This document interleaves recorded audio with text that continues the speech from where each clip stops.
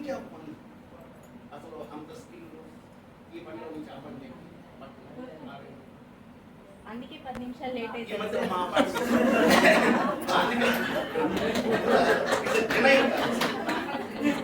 నేను ఆ సీట్లో ఉంటే ఈ మధ్యలో మా అపార్ట్మెంట్లో ఒక వేస్తే బట్టలు వేసి బట్టలు వేసుకొని పోతా ఉంటారు. మా ఆవిడ చూసి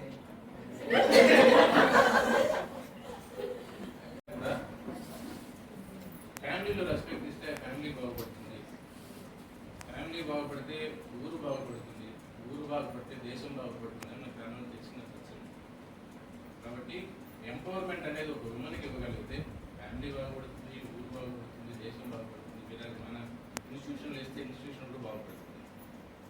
ఈ ఎంపవర్మెంట్ అనేది ఏంటంటే సాధికారత అన్ని ప్రతి స్టేజ్లో కూడా on par with gender disparity లేకుండా ఆన్ పార్ విత్ మెన్ ఈక్వల్గా ఉండాలనే ఉద్దేశంతో స్టార్ట్ చేసాను అనుకుంటాను. That's right.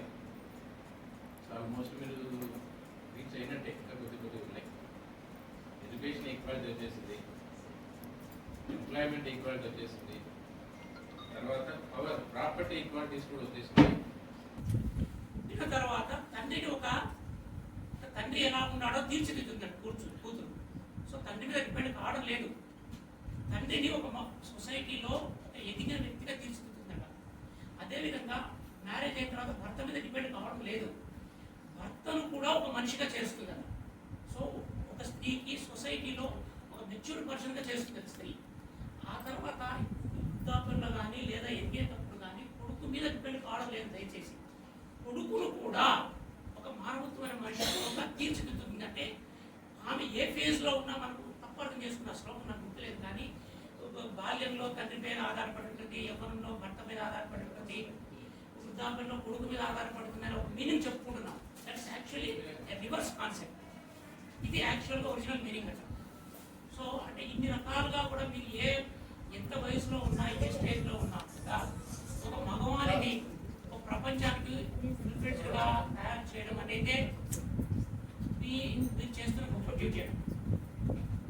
సో ఇంత గొప్ప సంస్కృతి కలిగిన మనము, సో గొప్ప ఆలోచన శక్తి కలిగిన ఉమెన్కు మన దేశము మనం అందరూ కూడా మంచిగా అవకాశాలు కల్పిస్తున్నారు మీరు కూడా. సో ఈ సందర్భంగా ఈ ఫంక్షన్ అరేంజ్ చేసిన అందరికీ కూడా నిజంగా నేను కూడా సంతోషంగా ఫీల్ అవుతున్నాను. ఫస్ట్ అండ్ ఫార్మోస్ట్ చూసుకోవాలంటే సో మనం సావిత్రిబాయి పూలే గురించి మనం ఒక్కసారి ఆలోచించుకోవాలి. ఎందుకంటే the first teacher women teacher in the year of 1848 she started school. ఒక స్కూల్ స్టార్ట్ చేసి, సో అమ్మాయిలు చెప్పాలంటే 9 years ఏజ్ ఉన్నప్పుడే ఆమె జ్యోతిరావు పూలేని మ్యారేజ్ చేసుకొని, జ్యోతిరావు పూలే వాళ్ళ హస్బెండ్ వచ్చి వాళ్ళ వైఫ్కి చదువు నేర్పిస్తారు.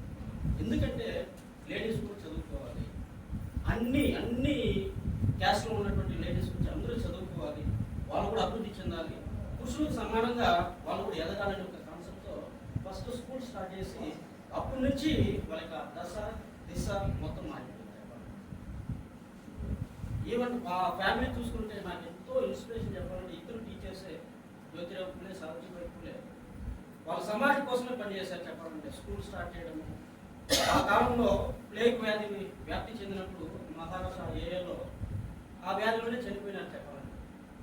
సో పురుషులకి సమానంగా స్త్రీలకు కూడా ఆస్తిలో వాటా. ఈ విధంగా ప్రతి ఒక్క రంగాల్లోనూ మీకు ఈక్వల్ ఆపర్చునిటీ వచ్చింది.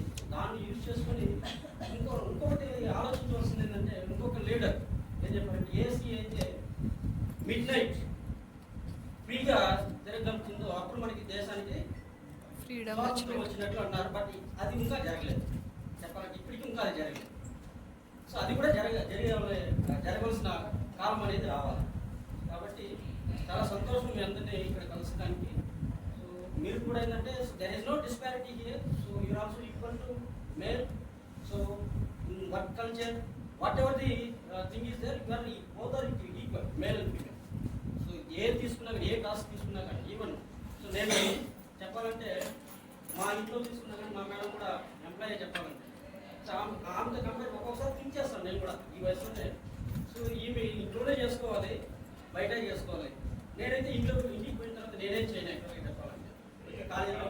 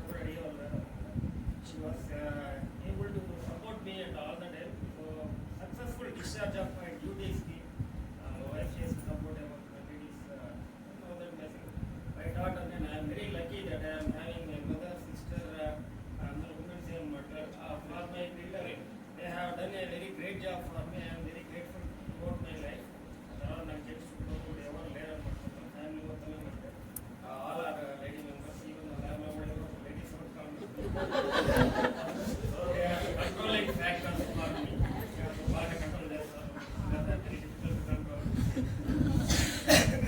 సో నేను ఆల్రెడీ చెప్పాను అనమాట. ఐ ఆల్వేస్ ట్రీట్ ఈక్వల్గా కూడా ట్రీట్ చేయాలి. I always treat all women special also and I give respect all of women. Even చాలా తరఫున కూడా మాకు ఉమెన్ మెంబర్ లేదు అని చెప్పినప్పుడు కూడా ఫస్ట్ ఉమెన్ మెంబర్ పెట్టండి, ఆ తర్వాత నేను ప్యానల్కి వస్తానని చెప్పి ఉమెన్ మెంబర్ లీడర్షిప్ ఇమీడియట్గా ఎవరు ఉంటే వాళ్ళతో మాట్లాడి ఇమీడియట్గా ఉమెన్ మెంబర్ ప్యానల్లో తీసుకోండి. ఆ తర్వాత కావాలంటే మనం ప్యానల్ అనౌన్స్ చేస్తాం. అందరూ అనౌన్స్ చేద్దాం చెప్పింది. Then letter on somebody came forward. మీరు కూడా ఈ అసోసియేషన్ యాక్టివిటీస్లో కూడా మీరు రావాలనేసి active participation by all means అంటే అన్ని విషయాల్లో కూడా అంటే మీరు ఇంట్లో ఉద్యోగంలో మళ్ళీ in laws multitasking multitasking మళ్ళీ అన్ని కూడా చక్కగా జరిగితేనే మనకి అలైన్మెంట్ చాలా బాగుంటుంది.